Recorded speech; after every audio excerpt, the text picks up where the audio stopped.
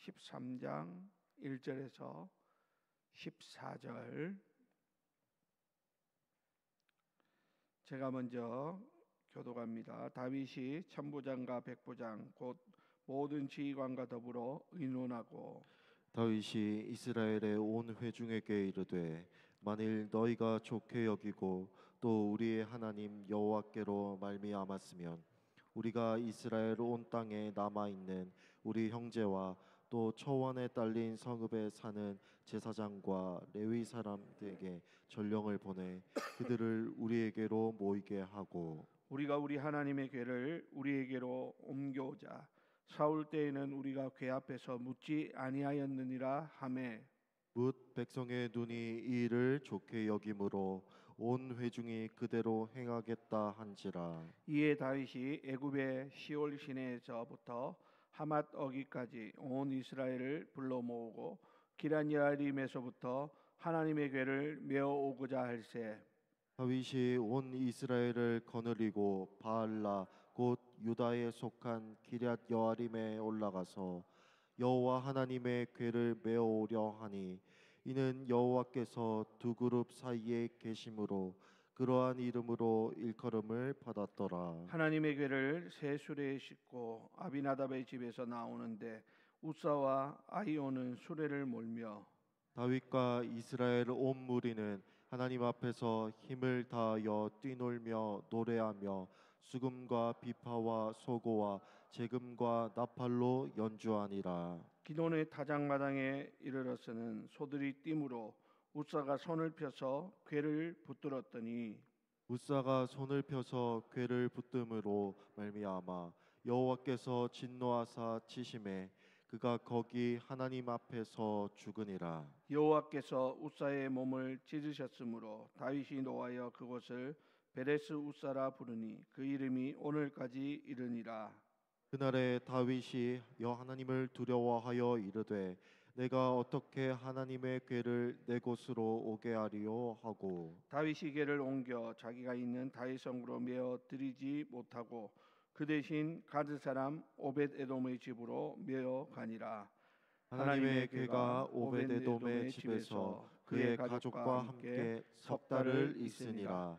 여호와께서 오벳에돔의 집과 그의 모든 소유에 복을 내리셨더라. 아멘. 예, 오늘은 베레스 우사라는 제목으로 잠시 말씀을 나누도록 하겠습니다. 오늘 우리 살펴본 말씀은 사실 우리가 익히 들었던 그러한 말씀이죠.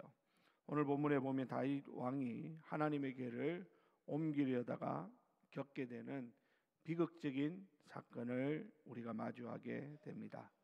다윗은 백성들과 함께 하나님의 궤를 예루살렘으로 가져오려는 그런 열정적인 마음을 가졌지만 그 과정에서 우사라는 인물이 하나님의 진노로 죽임을 당하는 그러한 사건으로 인해서 베레스 우사다, 하나님께서 우사를 치셨다라는 뜻이 이렇게 새롭게 시작되어지는 것을 봅니다. 자, 오늘 이 말씀을 통해 가지고 우리가 하나님의 거룩하심 앞에서 하나님을 섬기는 방식의 중요성을 다시 한번 생각해 보고자 합니다. 자, 여러분, 오늘 본문 1절부터 5절 말씀에 보면 다윗 왕의 그 순수한 마음과 그 의도와 열정을 우리가 엿볼 수 있죠. 다윗은 온 이스라엘의 지도자들과 의논해 가지고 하나님의 궤를 예루살렘으로 가져오기로 그렇게 결정합니다. 자, 그러면서 3절 말씀에 보면 우리가 우리 하나님의 궤를 우리에게로 옮겨오자. 사울 때에는 우리가 궤 앞에서 묻지 아니하였느니라 이렇게 이야기합니다. 이것은 다윗이 하나님의 임재를 상징하는 그 궤를 소홀히 여겼던 사울 시대의 잘못을 바로잡고 온 이스라엘이 하나님 중심을 회복하려는 그런 아름다운 그 강한 열망을 가지고 있음을 증명해 주고 있는 것이죠. 자, 그러자 백성들도 4절에 무백성의 눈이 이를 좋게 여겼다 이렇게 말합니다. 그래서 온 회중이 그대로 행하겠다 한지라 이렇게 성경이 기록되어져 있습니다. 그러니까 다윗 왕도 이스라엘 백성들의 전체의 동의를 얻어가지고 지금 기럇 여아림에서부터 하나님의 궤를 모셔오기로 결정을 한 것입니다. 그리고 여기에 온 백성이 함께 동의하고 있는 그러한 모습을 보죠. 이것은 단순히 다윗 혼자서 결정한 것이 아니라 모든 지파의 대표자들과 협의하고 백성들의 마음까지 모아서 함께 이 일을 추진하고 있는 모습이죠. 모든 것이 순조롭게 진행되어지는 것처럼 보입니다. 그들의 마음은 다른 의도는 하나도 없습니다. 하나님을 향한 순수한 열정, 이것으로 가득 차 있더라라는 것입니다. 자, 여러분, 우리가 오늘 이 장면을 보면서 우리가 교회에서 또 우리의 개인의 삶에서 하나님의 일을 함에 있어서 선한 의도를 가지고 어떤 무슨 일을 시작할 때가 있죠. 하나님을 기쁘시게 하고 교회를 세우고 하나님의 복음을 전하려고 하는 그런 마음을 품는 것, 이것이 정말 중요하다라는 것입니다. 그런데요, 여기서 우리의 선한 의도와 그 열정, 이것보다 더 중요한 것이 있다라고 하는 것을 우리는 오늘 본문에서 발견할 수 있다라는 것입니다. 선한 의도와 열정만으로 모든 것들이 합당하게 이루어지는 것이 아닐 수 있다라는 사실을 오늘 우리는 이 사건을 통해서 배우게 된다라는 것입니다. 자, 그러면 오늘 본문에 보십시오. 문제는 이제 하나님의 궤를 옮기는 방식에서부터 발생이 됩니다. 오늘 6절, 7절에 보면 7절에 보니까 이렇게 말합니다. 하나님의 궤를 새 수레에 싣고 아비나답의 집에서 나오는데 우사와 아이오는 수레를 몰았다. 이렇게 기록하고 있죠. 그리고 8절에 보면 다윗과 온 이스라엘 무리는 하나님 앞에서 힘을 다하여 뛰놀며 노래하며 수금과 비파와 소고와 재금과 나팔로 연주했다. 이렇게 성경은 기록합니다. 지금 하나님의 궤를 모셔오는 이 분위기가 마치 축제를 벌이는 것 같습니다. 그리고 모든 일들이 순조롭게 진행되어지는 것 같죠.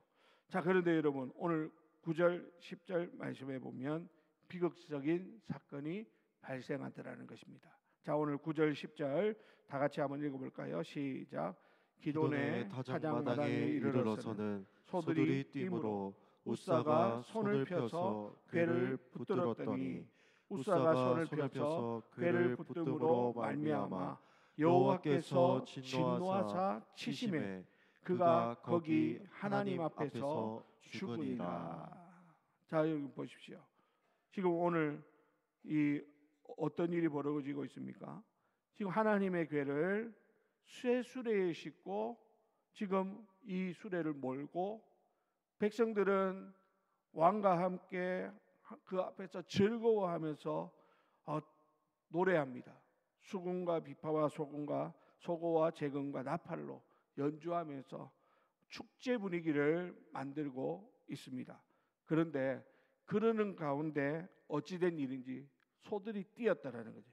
수레에 싣고 온 그 궤를 운반하던 이 소들이 갑자기 띠므로 이 수레에 실려 있던 궤가 이 땅에 떨어지게 된 거지. 그때 우사가 자기의 손을 펴서 그것을 딱 붙잡았다는 겁니다. 자, 여러분 보십시오. 오늘 우리가 보면 우사의 이 행동은 궤가 떨어지는 것을 막으려는 선한 의도에서 비롯된 것 같아 보이죠.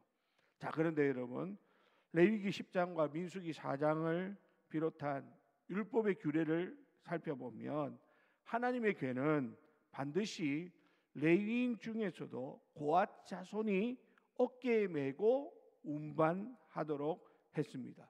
그리고 누구든지 그 궤를 만지면 죽게 된다라는 그런 엄중한 경고가 그 율법의 규례에 명확히 나오고 있다라는 것입니다.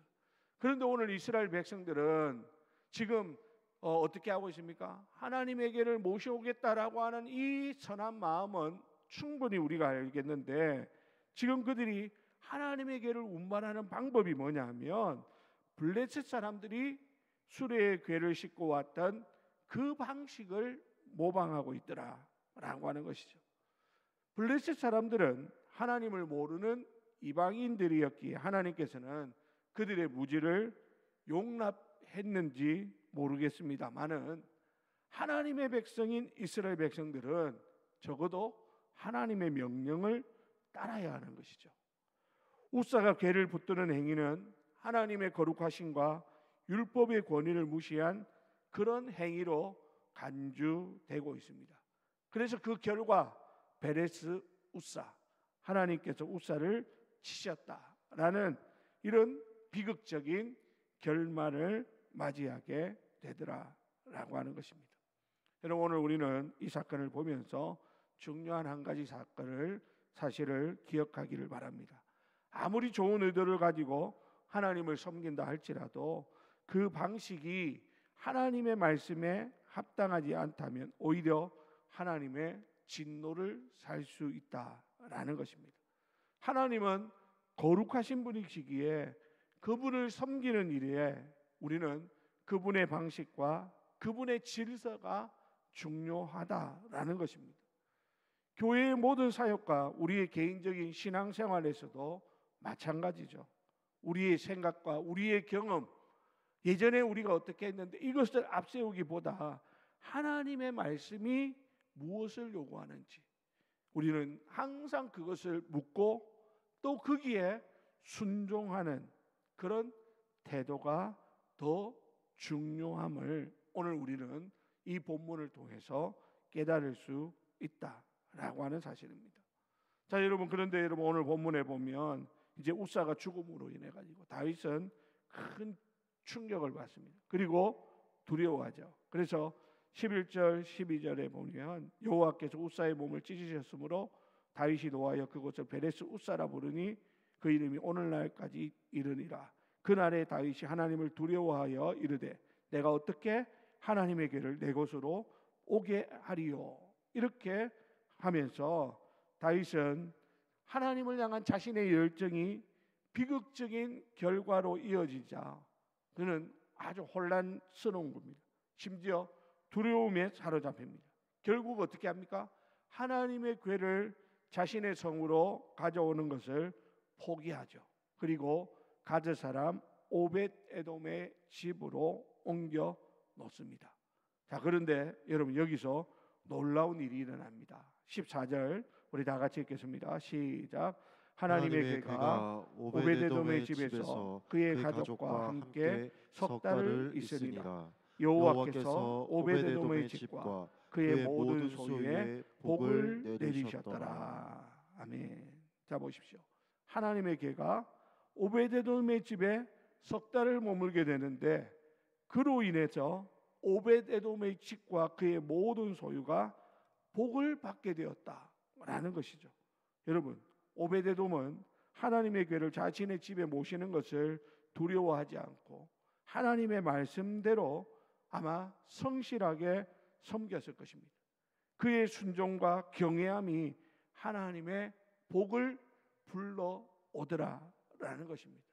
그럼 생각해 보십시오.